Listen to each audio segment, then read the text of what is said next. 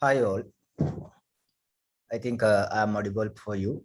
And this is our first session on the module called Time Series Modeling and Signal Processing.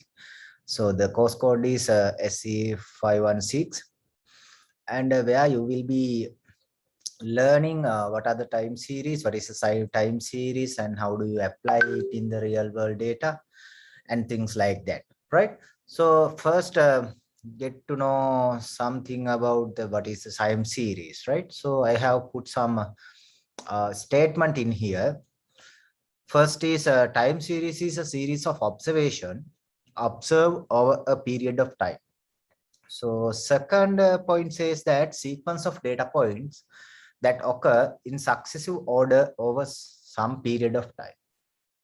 And third one says that a special type of stochastic process where state space is continuous and time space is discrete. So I think that you would have understanding about what are the continuous and discrete, right? So the final one is saying that it's a stochastic process where a random process, which means that the state space or final outcome of this can be could be continuous, but the time space should be discrete. For example, imagine a xy plane. X-axis is for time and y-axis for outcome. Then suppose a stock market, then we have x-axis, we can divide it into the discrete time like t1, t2, t3, t4, t5 up to tn, which means suppose in a yearly basis or monthly basis, January, February, March, April, May, June, July, and likewise. And the x-axis, you can get somewhat of a stock price of some stocks like Dilma Tea or any other groups of companies, price stocks and things like that. Then that y variable or state space can be continuous, but the time space or x-axis should be discrete. And this value can be and should be observed a period of time and within a regular period of interval. The regular period of interval should be equal. So those are the things that engage with the time series, where basically time series we have only one variable, the time component, and what happened to that observed variable. That's it. So if you compare with time series with the regression, you know that regression is something like this. So how I know that you all have this understanding about regression, because you all are following this data science MSc program almost 2 years of time. Then you should have primary understanding about machine learning and data science aspects. Then primary what is called regression in the sense, suppose for example, very simple regression model, y equal mx plus c. Then there is a function, there is an independent variable, there is a dependent variable, there is a dependent variable. Once dependent variable is changing, the independent variable would change, right? But in time series, we have only one variable. So what we have to do is we have to make the prediction or forecasting or analysis based on this only one variable. Then we have to examine the past history to identify the what happened in next stage, right? So that's the basic difference once you comes into the time series instead of other analysis like machine learning approaches, right? Then what we can do actually with the help of time series analysis, then actually just before going to here, then you can think of so many time series, everything in the world actually time series. And stochastic is highly random, right? Highly random stochastic processes. There are multiple kind of stochastic processes.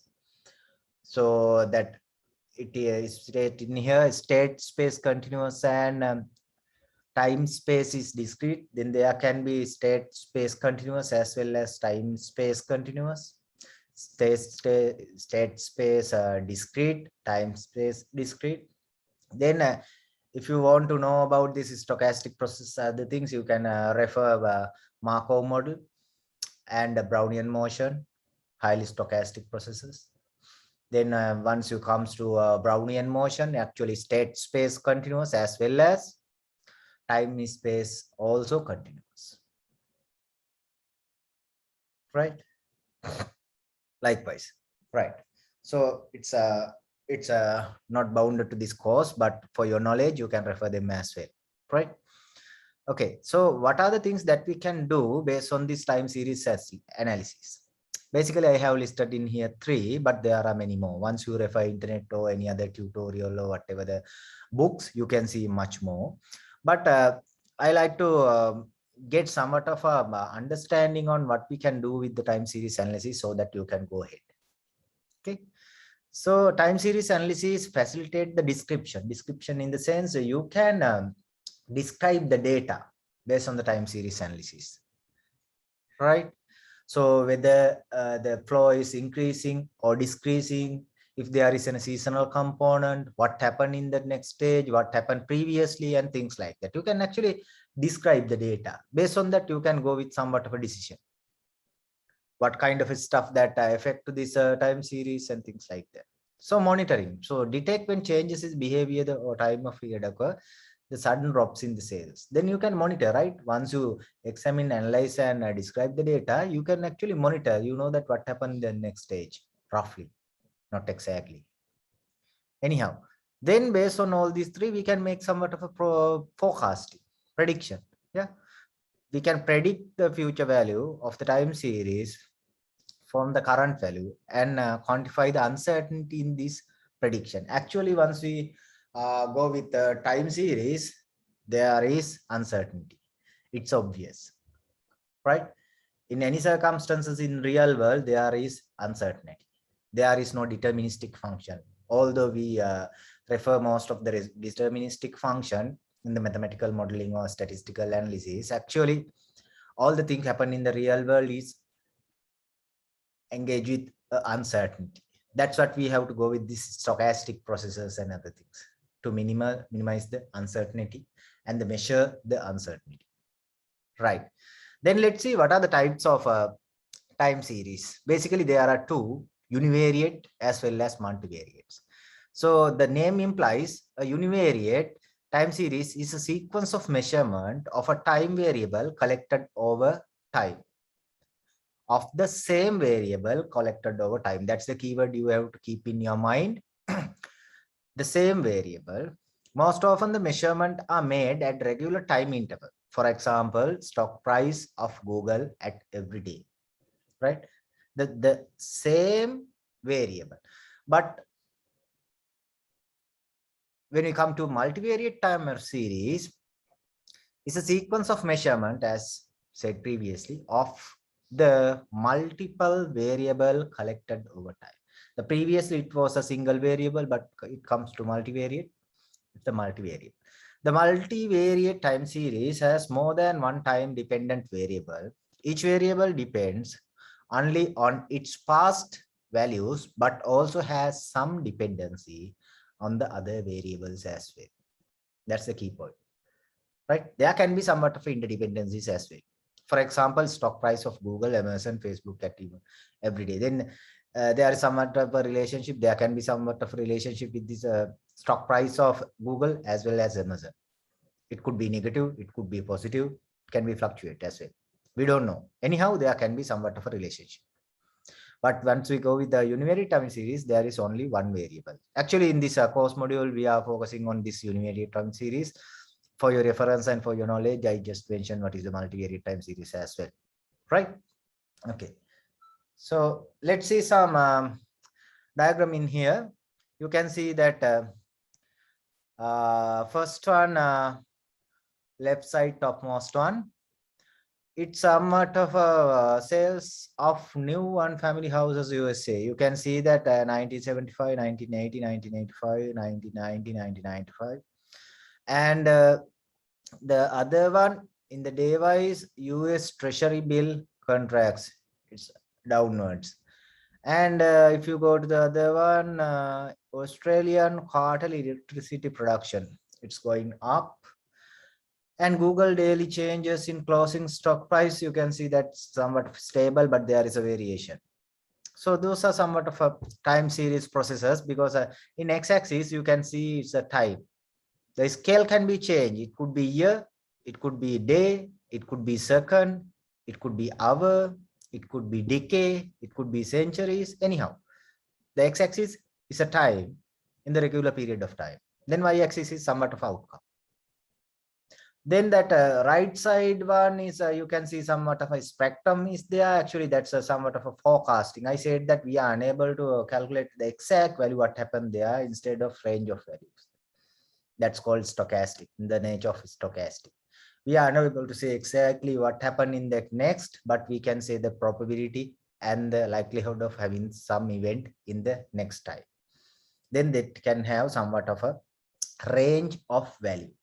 So these are distinct paths, actually we call realization, right? There can be multiple realization, but we can go with what is the most probable state or most probable thing happen in the next stage.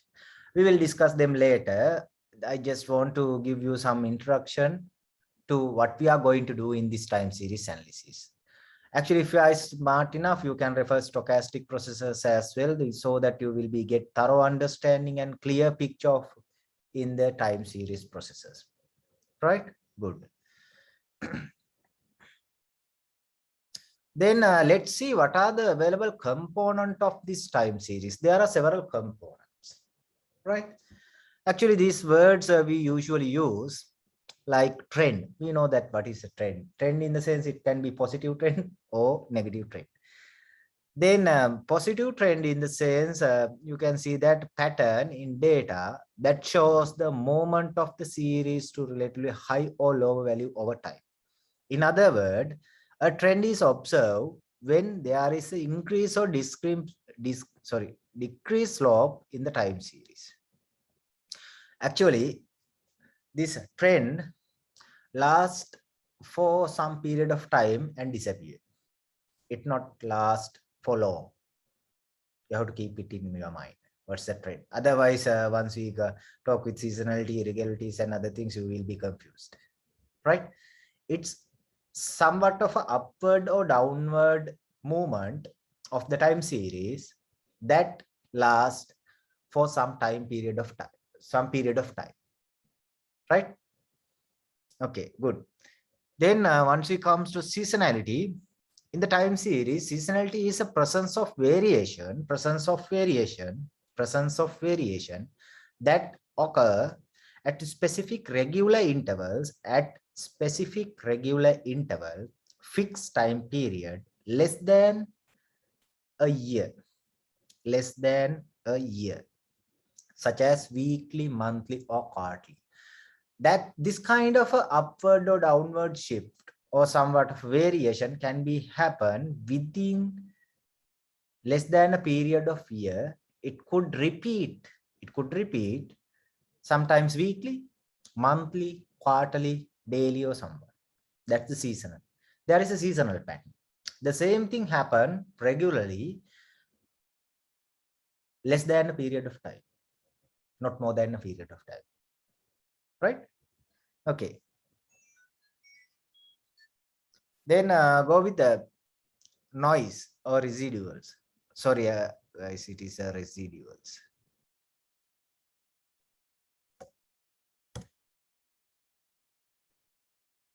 Right. Residuals. The data in the time series follow a temporal sequence, but the measurement might not happen at the regular time interval. That's the key thing you want to keep in your mind. In the seasonal component, it's a regular interval, but in here it is not regular interval. For example, the data might be generated as a burst or within varying time interval. This happen for short time duration and it is not repeat. It's a noise, right? It's a noise that could happen. For example, suppose um, these days in the world, we have T20 World Cup series. So if you are a TV operator or you have broadcasting company, TV broadcasting company, and your main income source would be publishing the advertisement income in what this medium, like it could be TV channel, a radio channel. So in here, your price would be drastically increased per second or per minute of advertisement airing time. But it not last for long, only 10 to 12 days or 1 to 2 days or 1 month and things like that. That's a noise. It's not the usual pattern. For example, suppose each day a 7 to 8 p.m. that hour, usually in the past 2-3 years of time, you will have that exactly 10 to 15 minutes of advertisement airing time. But these days you can increase it because you know that most of the public audience, they are watching your TV channel. You can increase the advertisement airing time and even the price per second or per minute. It totally up to you. Things like that, right? Those are actually uh, irregularities. And suppose, for example, you are in somewhat of a hill country area or even a flat country, anyhow. Then what happens, suppose if there is some suddenly a earthquake happen, Sri Lanka, it's not obvious, but suddenly can happen. Then needs of medicine randomly increase because of this incident. But it goes down very quickly as well. Those are some noises, some random scenarios, irregularities, right? I think it's good enough. And once we come to cyclic, the names imply the cyclic patterns. The cycle pattern repeats with some regularity over several years, right? Please identify this key component and distinct with the seasonality and other component, right? Seasonality, it's a regular interval. Irregularities, there is no regular interval.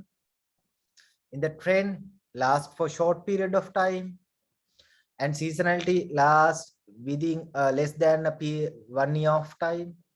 In the cyclic, it's happened over several years of time. Then that's I mentioned, a cyclical pattern differ from seasonal pattern. In the cyclic pattern occur over multiple years, whereas seasonal patterns occur within 1 year.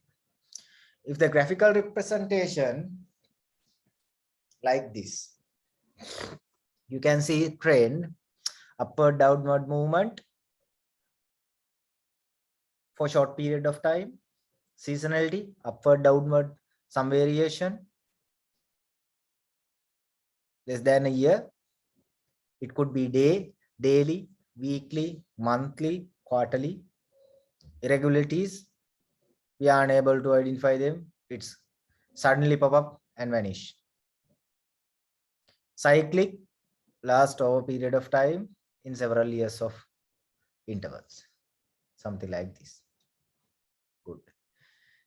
So once we comes to this time series, what we have discussed, we first discuss what is a time series and what we can do with the time series. What are the types of time series? And we are interested in multivariate, not multivariate, univariate time series. We stated that. Then what are the component of time series like trend, seasonality, noise, and cyclics? Then we want to know that, you should know that how do we analyze or how do we examine this time series? There should be some properties for them, right? So these are the properties of this time series. First one is mean function. You all know what is a mean. It's just average. When you come to these statistical modeling or stochastic processes, we refer it as an expected value. So the expected value is the mean value, simply the mean value. We use this capital E close with X subscript T, right? X subscript sub T mention that the value of X a given time T. I said that all the time series value, it bounded with the time. Then a given time, we want to see what is the value of that observed variable. That's why we go with observed value with respect to the time. We want to mention both. X is the outcome, then the time mention that what is the time. For example, you are flipping a coin. Then at time t, it could be head or tail. At time t2, it could be tail. At time 3, it could be tail again. At time 5, it could be head again. Right? Likewise. Then we want to calculate what is the mean value or expected value. Then we use the symbol mu. Mu t equal expected value of xt. Then we want to calculate what is the variance, right? Because that these terms comes when once we discuss this component of time series, like seasonality. There says that the variance, term variance, you can see in here. The time series data, seasonality is the presence of variance that occur at specific regular intervals.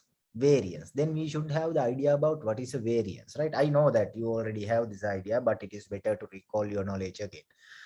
The term we use as sigma square, the variance is the spread of data a given time from the actually a mean, right? The special case of covariance of lag zero, I'll explain what is this covariance and lag zero and things like that. Just keep in mind that there is a central line, mean. Then if you want to see what is the variance, the spread of data around the central line or central, right? That's the variance. So you can calculate variance like this equation. It's actually totally based on this mean value, right? Then let's go to with the covariance function. So what is the covariance? Covariance refer to the measure of the directional relationship between two random variables. Okay, there is another word called random variable. So actually, what's the random variable? So the random variable is actually somewhat of a function where it converts that abstract state space is into numerical value. What is that? Think like this, the previous example. So I said that at time t, you flip a coin, then you will receive head. Then at time t, you will flip the coin again, you will receive tail. Then third time, at time 3, you will flip it again, then you will receive head. Then head, tail, head, 3 times. Then you want to convert it to that random variable, and you will assign, suppose if it is head, 0.5. If it is tail, suppose if it is head, 1. If it is tail, 0. Likewise. Then this random variable convert this abstract experimental output, abstract space, because head, tail, suppose you are rolling a dice. Then likewise, then you have abstract space. Then once you roll a dice, what is the abstract state space is 1, 2, 3, 4 up to 6. Then what is the abstract state space once you're flipping a coin is head and tail. Then what you want to do using a what is called a random variable, you want to convert it to a numerical space. Then you can assign some value for this state space. If head, we assign 1. If tail, we assign 0. Then suppose that rolling a dice, if it is 1, 2, 3, we assign 1. If it is 4, 5, 6, we assign 0. Then what that random variable does, once we input this abstract space, it generate a random value and it be output random value. For example, you can narrow down the state space as well. For example, rolling a dice. So first you roll the dice, then you will receive 2, then you pass it to that random variable function. It will deliver what we said earlier, 1. Then next time you roll a dice, then you will receive 5. Then you put this 5 into this random variable, then It will output 0. Then again you will roll the dice, you will receive 4. Then once you insert it to that random variable, you will receive 0 again, likewise. Right? That's random variable does. In here, in the covariance, what we are doing is, we are referring, right? Measure the directional relationship. You have to keep these things in your mind, not just the relationship, directional relationship, whether it's a positive or negative. You have two random variables. Then if you want to measure the relationship, the directional relationship, you have to use covariance. Then once you calculate the covariance, you have some idea about these two random variables. What is the relationship? Whether it's a positive relationship, whether it's a negative relationship, and what is the negative, that direction and the relationship. Then covariance do not depend on the starting location T and only on the lag. It comes again, the lag, right? So lag in the sense, I have mentioned it here. You can see this note, lag. K, a time lag is a fairly long interval time between one event and other related event that happen after event. Then the time interval between two events is the lag. Lag are very useful in time series analysis because of a phenomenon called autocorrelation, which is a tendency of the keep it aside. Then you know that what is the lag right now. Lag is that time interval of two consecutive event occur, right? That's the lag, right? Then covariance do not depend on the starting location of T and only depend on the lag. Lag in the sense, for example, first event happened T equal 1, then the second event happened T equal 3. Then what is the lag? Lag is 2. Then suppose another event happened T equal 5 and next event happened T equal 8. Then lag is 3, something like that, right? It depends. The covariance totally depend on not exact time, T equal 5 or T equal event 8 instead of difference of that, the lag 3, right? Okay, so simply up to now what we discussed, mean is the average or expected value, variance, how the data is spread around its mean. The covariance, the directional relationship between two random variables. We discuss what is a random variable, and it's totally depend on the lag, but not the time itself. We explain what is the lag as well. Then let's see what is the correlation function, right? The correlation is the scale version of covariance. It is the scaled version of covariance. I know that you all are familiar with these terms, and because you have done that machine learning course, in there actually we have to scale or standardize the things. For example, you have a data set, right? Suppose like this, that data set can have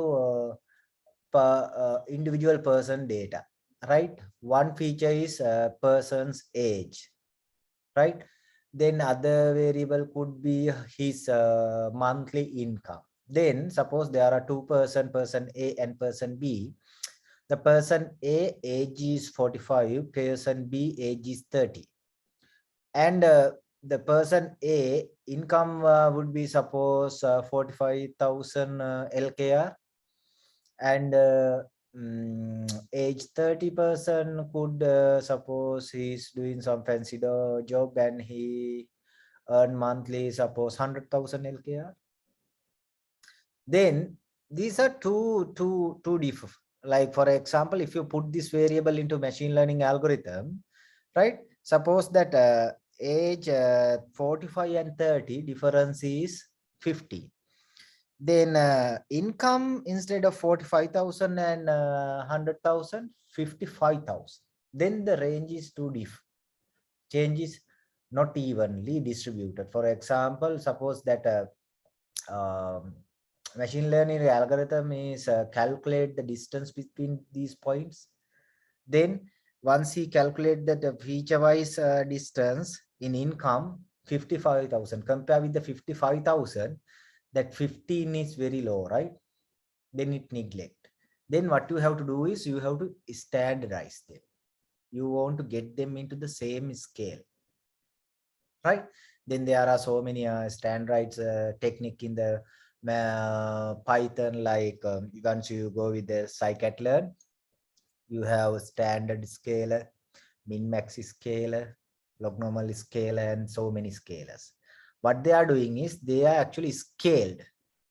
Then the covariance is also a scaled version of correlation, is a scaled version of covariance that lies -1 and +1, where 1 represents strong positive correlation, 0 represent independence, and -1 represent strong negative correlation, right? If it is a 0, there is no relationship. Okay, then the covariance you can calculate like this: covariance over variance of x and variance of y, which means actually simply you can divide covariance of x and y with actually standard deviation of x and standard deviation of y, simply, right? Then there is another term called autocovariance. Actually, that's the key thing you want to know, because we are going with the univariate time series, not the multivariate time series. In the univariate time series, we are referring only one variable, and what happened to this variable over period of time. That's what we are accepting. Then the autocovariance, the auto means self.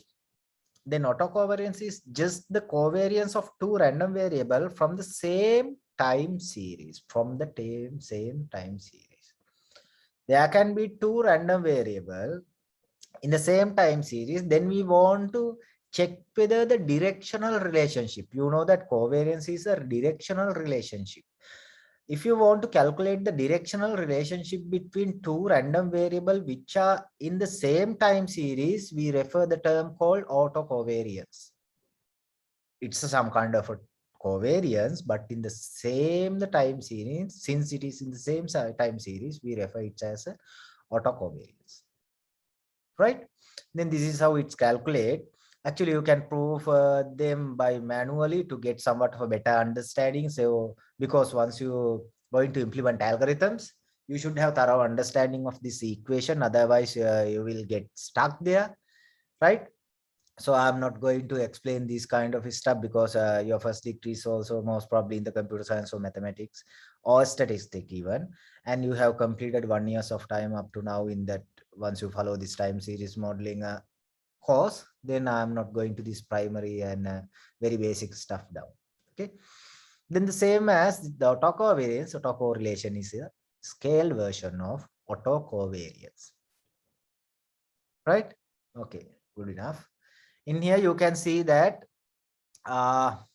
previously in the autocorrelation, autocovariance, we have only x and y, but it comes to autocovariance and autocorrelation, we have subscript st, subscript st. Why? We are referring a same time series in different time. The time s is another time, then time t is another time, then random variable xt is representing the outcome of time s, then random variable xt represent that outcome of the time series value at the time t. Then if you want to calculate the covariance of these two random variable, you can use this equation. I think clear enough. Okay, let's go to that next point.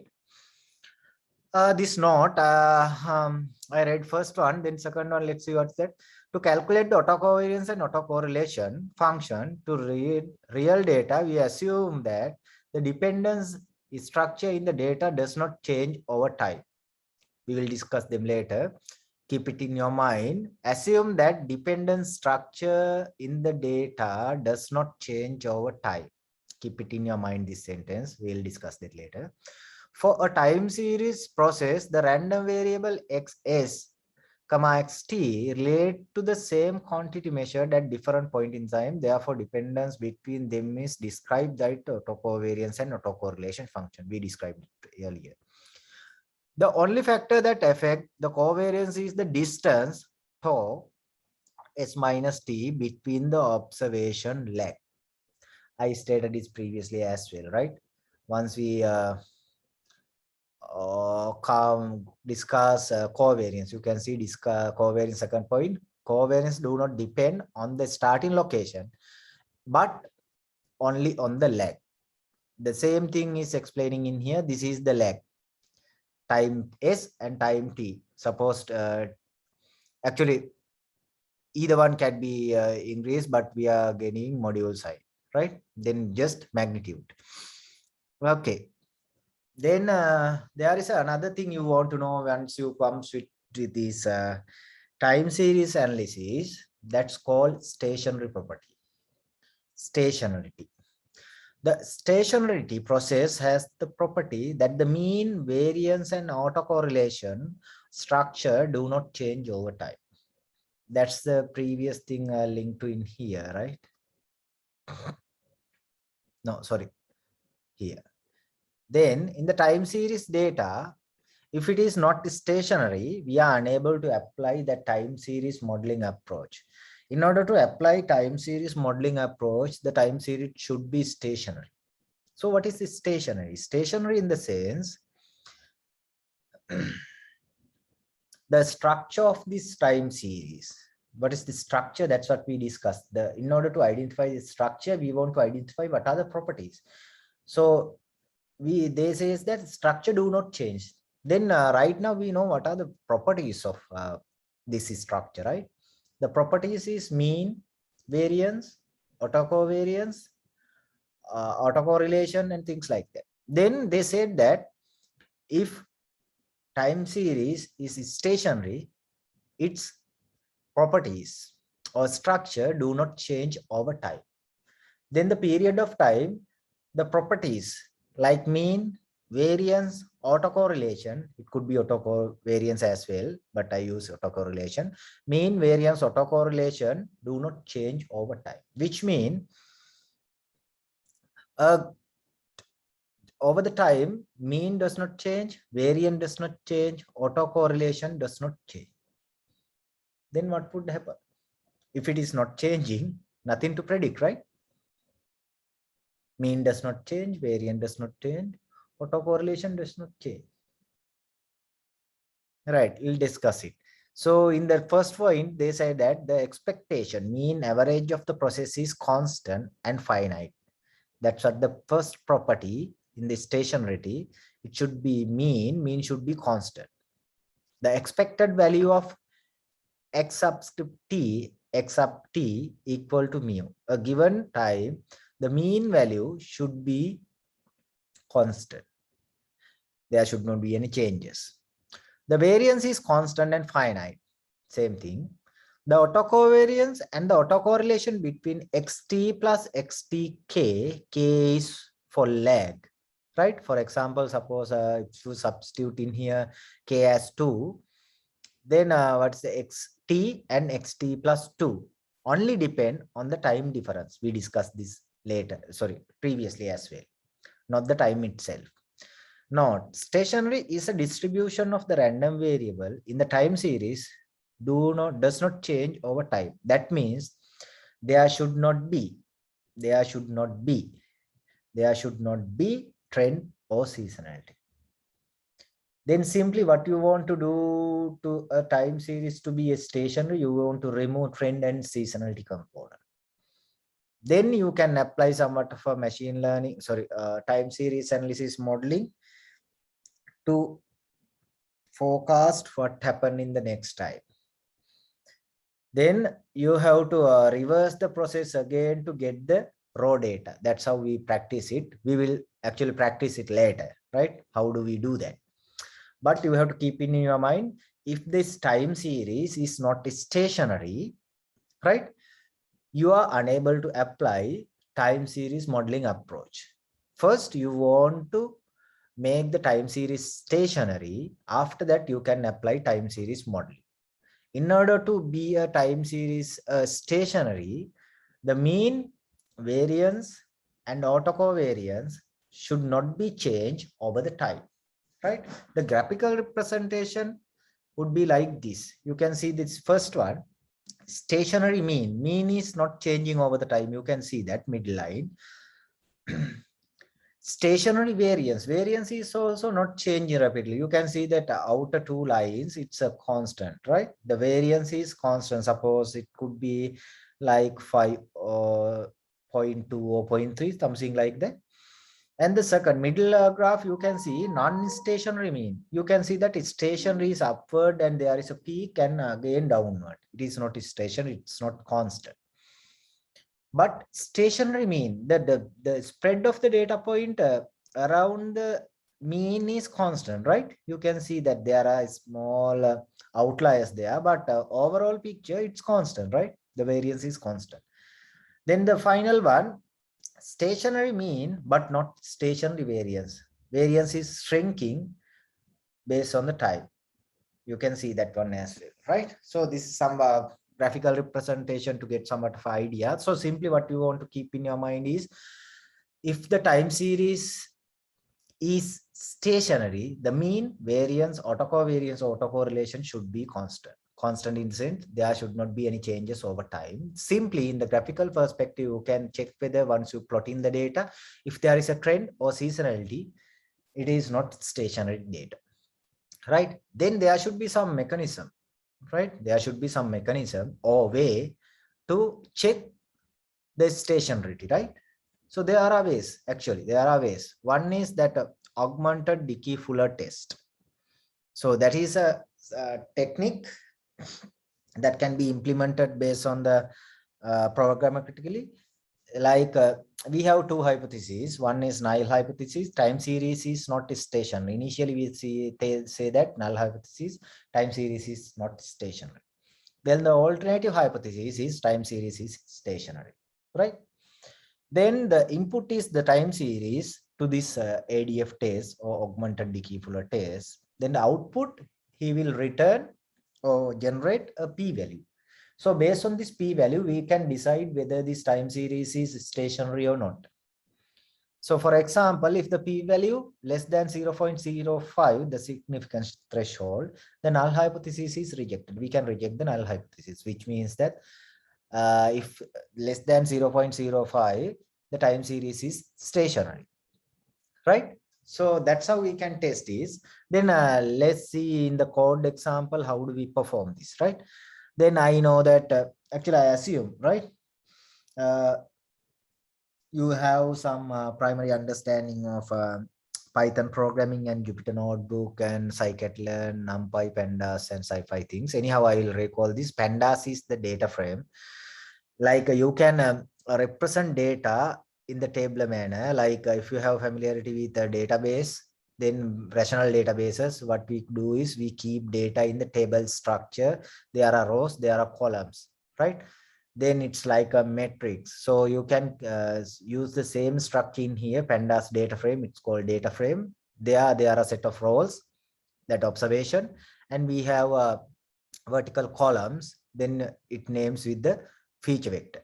Then the NumPy is you can perform somewhat of a mathematical operation through this library. These also are actually library, right? Then the SciPy also you have advanced mathematical formula and other things inside this library.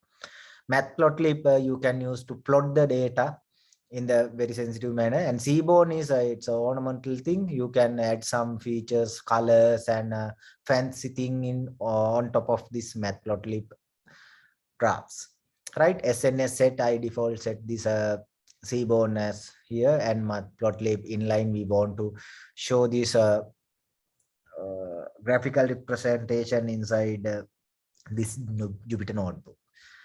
And I set format lambdax to 0.2f, which means if there is a multiple decimal point, I'd automatically rounded it up to 2 decimal points. And in here, last line from stat models, TSA, stat tools, import AD Fuller. Actually, this one has been borrowed from R by the Python. All the R libraries are available in the Python, this stat model library. You can use all the functions available in R module in Python like this. So in here, I want to get augmented Dickey Fuller test. This is the way of importing this ADF Fuller test, where you can import it and you can use it. Right. So I have dummy data set. You can download any kind of data set from the internet. There are a number of data time series data set. Just type time series data sets, dummy data set. There are hundred of thousand of data. You can download whatever the data set. So I am not sharing this data with you because it's simply you can download any data sets, right? Then I import this data into my data frame, and I just check whether what are the available data. You can see in here we have two columns, date, observation. Then once you import this data, I set index column as date. Then my index column is date. In here you can see that it's a monthly interval data, 1991, July, August, September, October, November, and so on. And then observation, I don't know what's exactly is that, but we have some observation 3.53, 3.18, 3.25, whatever. I'm not worrying about, I'm just worrying about the structure. I just want to see whether it's a time series. If it is a time series, there should be a regular interval. And in each interval of time, there should be some observation. That's it. That's it. I'm concerned. Then I just check the interval. Interval is monthly interval. Then it's fine. Then there is some observation.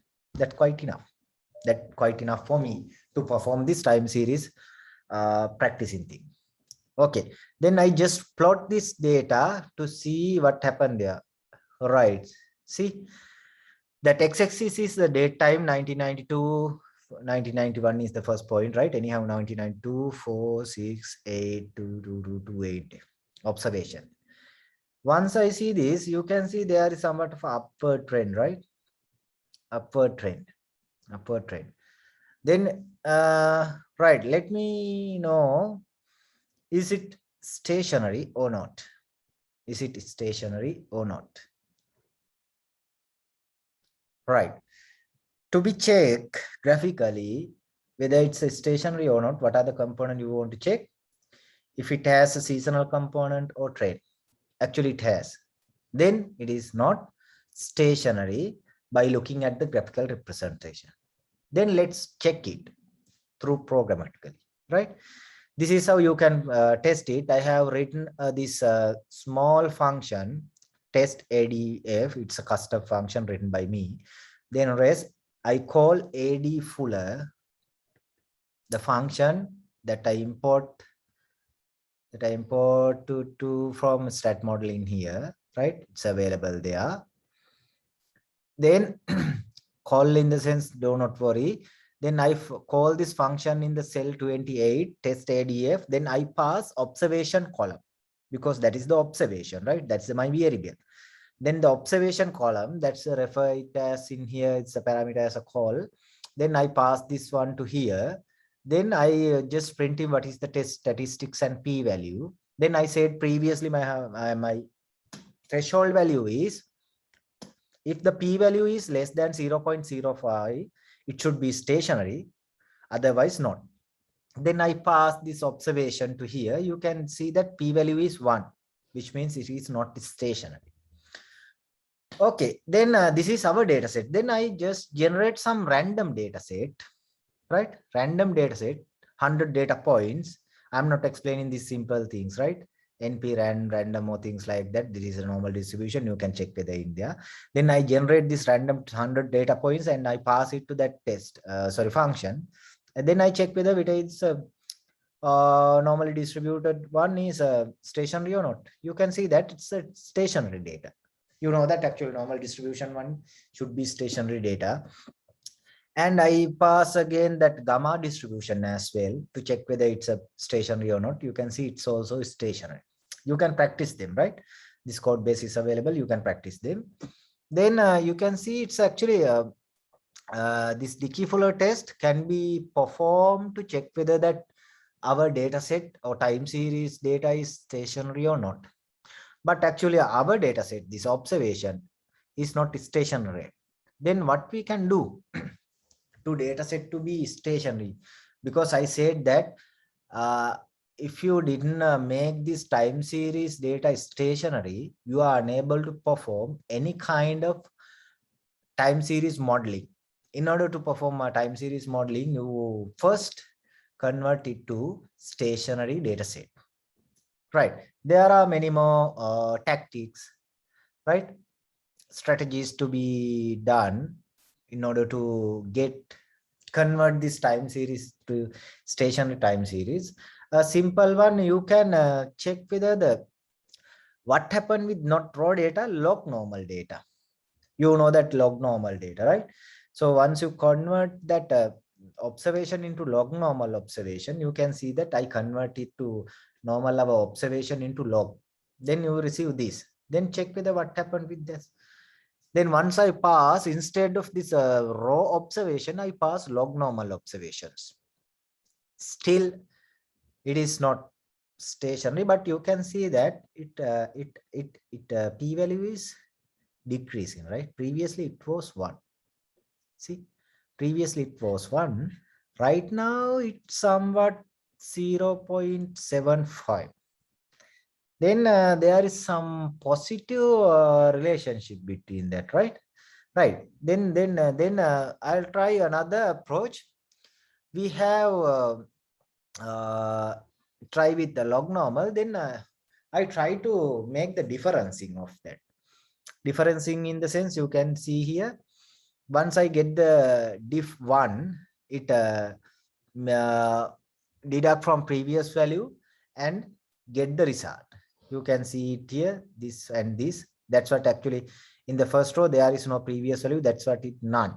Then these two, subtract these two, assign it here, subtract these two, assign it here, subtract these two, assign in here, like that. Then I check whether what's the difference. Once we get the difference of this observation, what will happen, whether it's stationary or not. That's actually leg 1. Right? Then let's see what happened. So I am plotting a difference like this. See, once I plot in the difference instead of real observation, what we can see? What we can see? Is it a stationary or not? Now, is it a stationary or not? What you can say? What are the properties to be stationary? Mean should be constant and variance should also be constant or should not be changed over the time. Actually, I can see mean almost constant now, right? If you draw a line through this data, it goes with the 0 mean, as I say roughly. But the variance, you can see it's spreading, right? It's increasing from 1992 to 2008. It is increasing. The variance is increasing. In that case, actually, this data set, I think it's still not stationary because means is almost constant, but the variance is not. Then I check it with the Dickey-Fuller test. You can see that it is not stationary yet, but you can see the p-value is getting decreased. P-value is getting decreased. Then this our approach is, there is some possibility, right? Then what I do next, I get log differencing, because what I test this, because previously we checked with the real observation, not stationary, but we go with the log normal, the p-value is decreasing. Then I check with the differencing, it further decrease. Then how do we combine these two? Then check whether what happened. Then I get the differencing of these log normal values. Then I plot it. Okay, right. Then see what you can see. Now what you can see. Only two properties you want to consider when you check a given data set is stationary or not. Two properties only. What you can see in here. Mean constant and variance also almost constant now, right? Then most probably this data set should be stationary out. Let's check. Okay. Yeah, Yeah, once we check with this log differencing, you can say the data set is stationary. So these are the approaches. There are multiple. There are some multiple approaches. These are the approaches. I just want to let you know that how do you perform them? How do you initiate them, right? So to be data set to be stationary, right? Up to now, what we discuss, what we discuss that what is a time series? Why do we use time series? What is the purpose of having time series analysis? And what are the components available in the time series? And what are the properties of time series? So what kind of stuff should be there, like stationary to perform time series analysis? If this data set is not stationary, how do you convert into the stationary processes? Some approaches, things like that. Okay, then we know to identify whether it's a time series or what are the properties and how do we perform some stationary techniques to data set to be stationary. Then if you have these all, you should have somewhat of understanding how do you measure the accuracy of this forecasting or prediction, right? In that case also there are multiple. So let's see some of them now. Forecasting metrics. Suppose if you want to forecast something, there should be some scale or there should be some mechanism to say that how confident of your results, right? Otherwise it's useless. We are unable to just say something else like politicians. So there should be some evidence, there should be some baseline. Based on this we say that this is something like this. So there should be somewhat of a matrices. First one is sum of square error, right? Then where what we do is the hat, all the time we use this hat for predicted value. Then we differencing exact value minus predicted value, then we get the square root of and sum. Then we can say that how far it deviated with the exact value, right? I'm not going in depth in these statements. You can refer through them in the internet, and these once you read them, then you can identify other pros and cons as well. Then we can have a mean square. What we do is, as previous, we get the same thing and divide by number of observation, right? Then root mean is squared error. The same thing, we get the root, square root of it. Then we have the same scale. In the previous two, we don't have same scale of that unit, same unit. For example, suppose previously, if you want to predict that age, that 1 and 2 mean square error and sum of squared error, you will be receiving the matrices with the square of age, not the age itself. But once you go with the root mean squared error, you will receive that error of the same unit. Then you have the understanding, right? This is the exact value. This much of deviation is there with respect to this model, something like that. Then means an absolute error, same as like, and the R squared error. There are so many and many other things as well.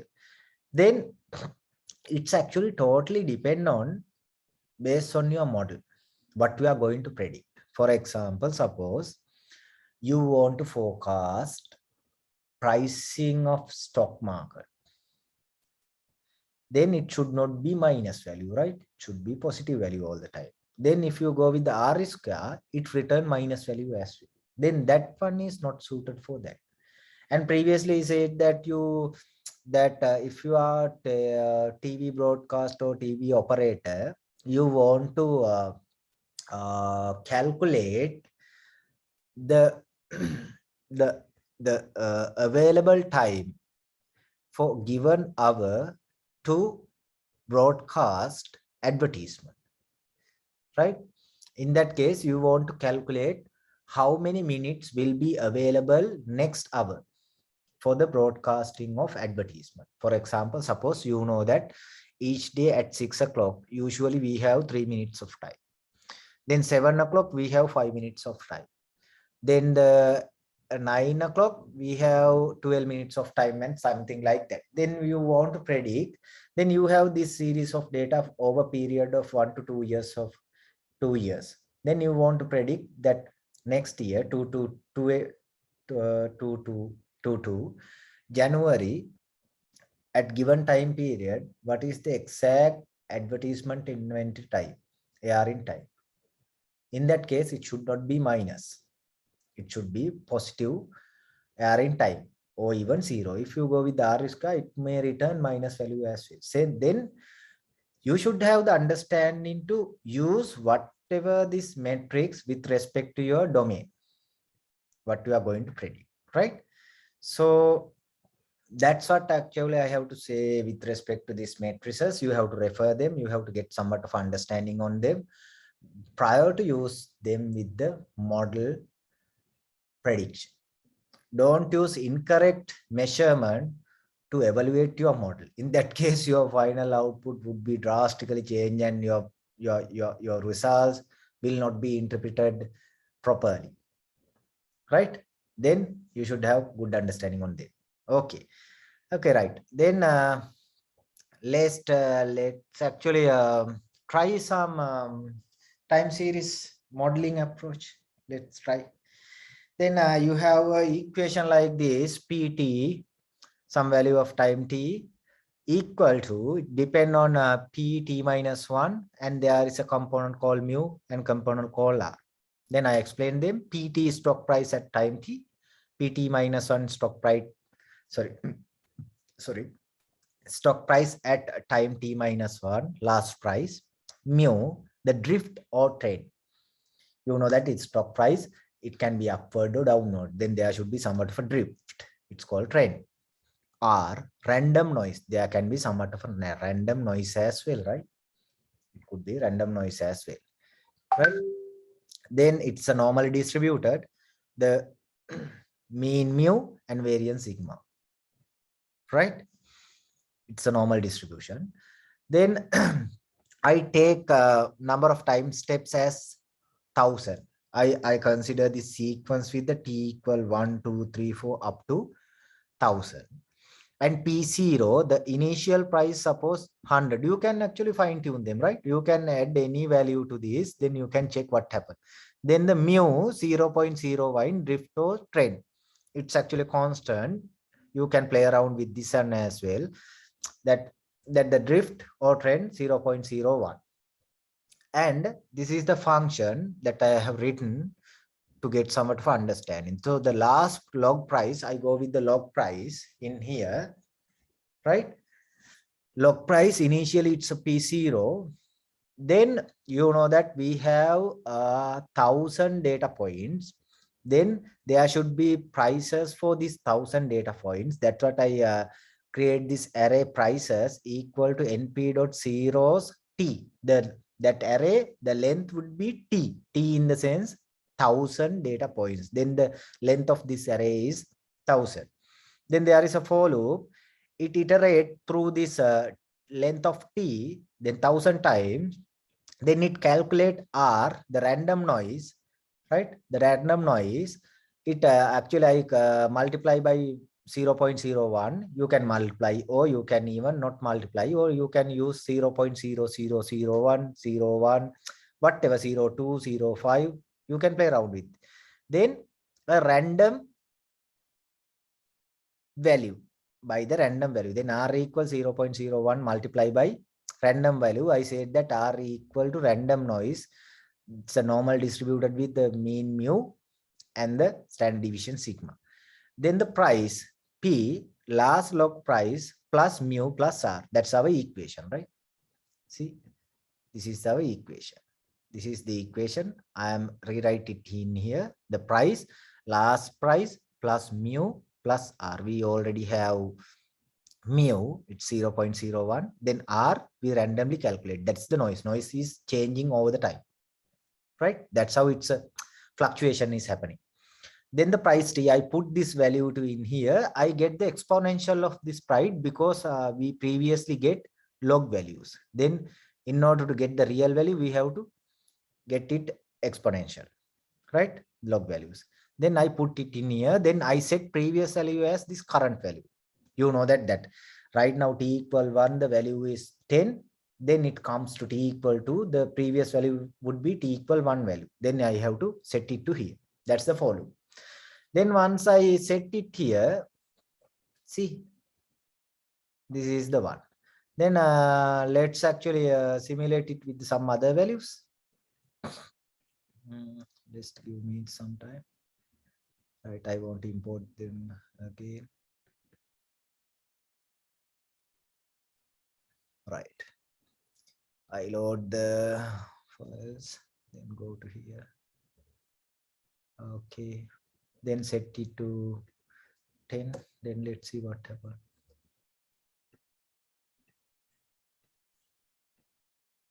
See, it's changing. See, start price is 10. Then keep this start price in here. Then let's see what happens once you change the noise. See, that fluctuation is very low. Fluctuation is very low, very, very low. Then if you want to something like this, see, fluctuation is too high. Actually, these are the realization. As I said, then you have multiple realization for this. We are unable to say this is the exact one. There is no exact one path that can be changed. See, it's always changing. Then you can play around with other values. Suppose this is again 100 and this is 5,000.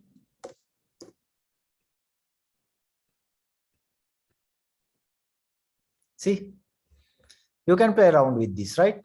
So I just put them.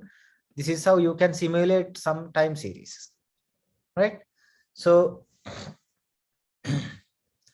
up to now, what we have discussed in this introduction session, let's recall the things that we have discussed. And first, what is a time series? It's a stochastic process. Keep it in your mind. It's a stochastic process. Stochastic process in the sense random process. So what is the difference between random process and discrete process? In the random process, there is a noise. Noise all the time engage. Noise is there. Then it would be a random process. Suppose, for example, y equal mx plus c. It's a deterministic process. You know what is x, what is c, right? Then you know what is the slope m.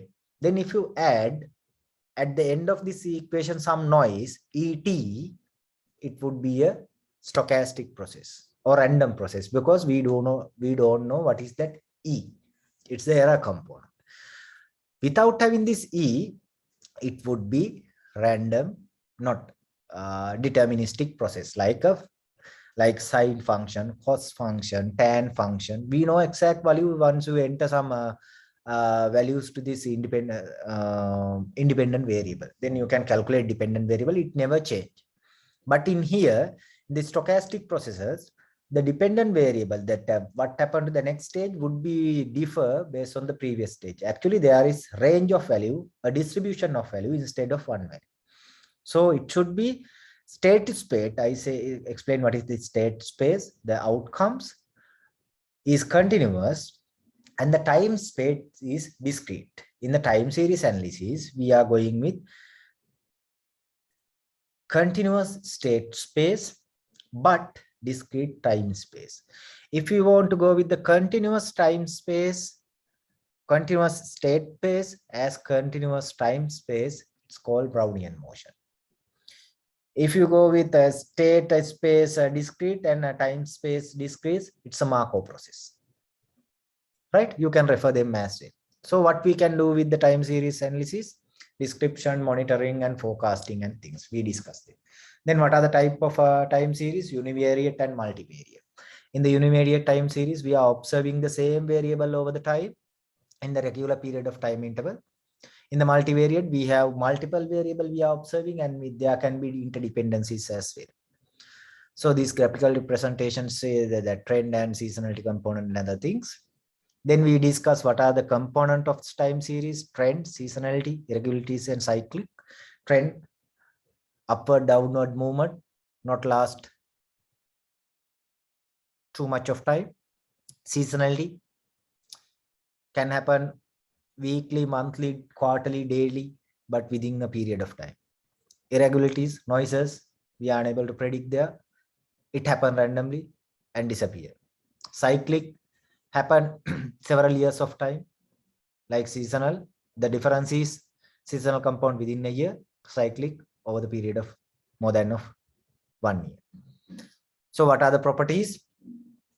Mean function, average, variance, the spread of the data point or around the mean, covariance, the directional relationship between two random variables, correlation, the scale version of covariance between -1 and +1. If it is a -1, negative correlation, +1, highly positive, 0, independent. Then the autocovariance, the same covariance we apply into the same process, then it's become autocovariance in the same process, two different times. We considering what happened these variables. The correlation, same thing in the same process, time series, scaled version. Then we discuss what is the lag and stationarity. Why do we want to be this time series to be stationary? The using of this stationary, otherwise you are unable to apply this model approach to predict the future or forecast. Then the time series to be stationary, it should have constant mean, variance, and autocorrelation. They should not be changed over the time, right? Then we discuss what are the ways of checking stationary. We can go with the augmented Dickey-Fuller test. We practice it with some dummy data, and we apply some techniques to convert non-stationary data to stationary data. We practice them with log normal differencing, log normal differencing, and things like that. And after that, we discuss somewhat of forecasting matrices, where to use them, why we have several forecasting matrices, how do you decide which one should be used with respect to your domain, and things like that. And finally, we practice modeling some time series with very simple example. You can play around with that. So those are the things that we discuss in this first session. And finally, you will have this assignment, right? This is the assignment. You have to perform this thing. There are, I said that there are many more approaches. First one is I explained augmented Dickey-Fuller test for testing in stationary. Then there is another one called rolling statistic method. You have to perform them. Discuss the different type of technique for transform non-stationary data to stationary data. I have discussed several, some of them. Then there are rest of them as well. Then you have to discuss them as well, right? Okay, so in the first session, we discussed this kind of stuff. And I hope you will get some understanding on them. If you have any other issue, just let me know. Then the next session we can discuss them as well, right? Okay, thank you very much all you.